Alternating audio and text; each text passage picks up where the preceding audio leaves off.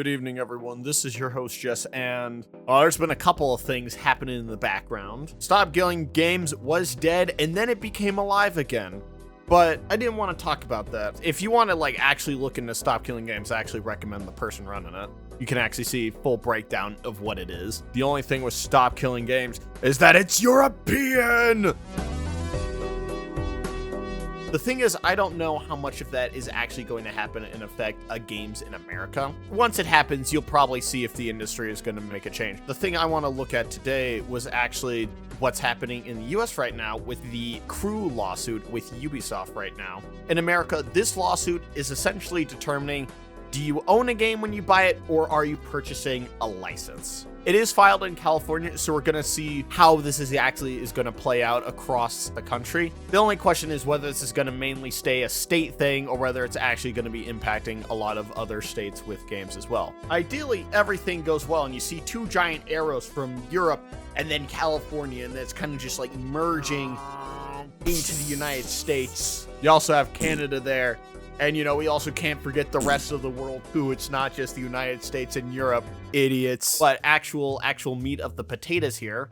So, Crew is basically an only online game. It's getting absolutely dumpstered. But essentially, the game is completely unplayable.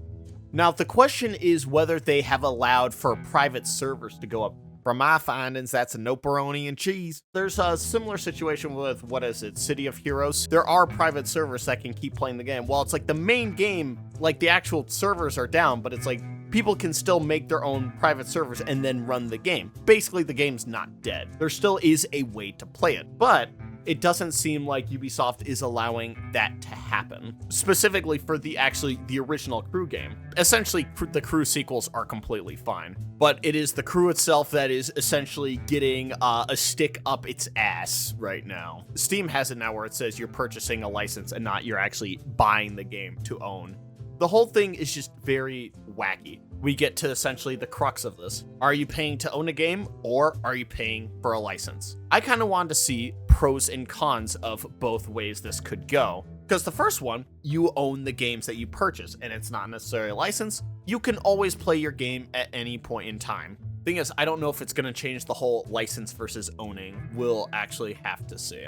Now, question is, if it were an online game, you're probably going to have to go through an extra hoop with private servers in order to still play the game. But the fact that they can exist is good nonetheless. So you can always play your game.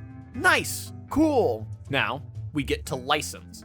Now essentially, game companies don't have to put in the extra effort to make sure that your game will be playable after it gets shut down. So if a game gets done, it is done. Doesn't necessarily mean that it won't be given a ways to be offline, because Ubisoft has given more effort to other Crew games, just not the original Crew. That's the thing. It's kind of a wacky thing, to be honest. That is how it is. It is kind of weird. Why not just do all of them? If you're already going through that much effort for your sequels, why not just do it for the original game? But whatever. They essentially don't have to do it, and they can kind of just revoke access at any point in time. Now, kind of the question being is, okay, if you own a game, the consumer, it's like, okay, I always get to own my game. I get to play it at any point that I want to. That's a sensible motivation. It makes sense. I don't understand a company decision behind having it only be a license. I can get not wanting to put effort into it, but they are. That's kind of the thing, is they are doing it for some. My conundrum is, what really is the big benefit of it? Why would a company not want you to have purchase rights? That's kind of thing. It's besides oh, I can kind of control it, I really don't see the reason behind it. Mainly because it's the example of Ubisoft is kind of just hypocritical in of itself. They're doing it for one thing, but not the other.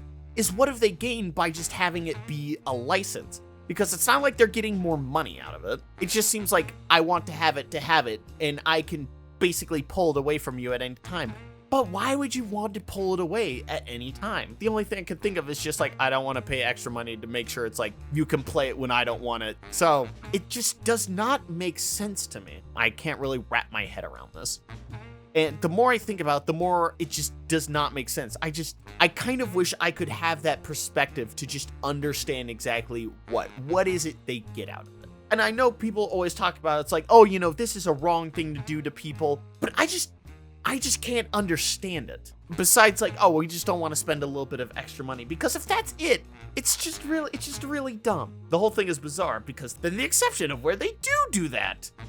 It's like, ooh, I don't know. There are other things that make so much more sense to be a license. I feel like it's been made a major thing when really game ownership should have never been a big deal. This is like the Nestle CEO was saying water is not a human right.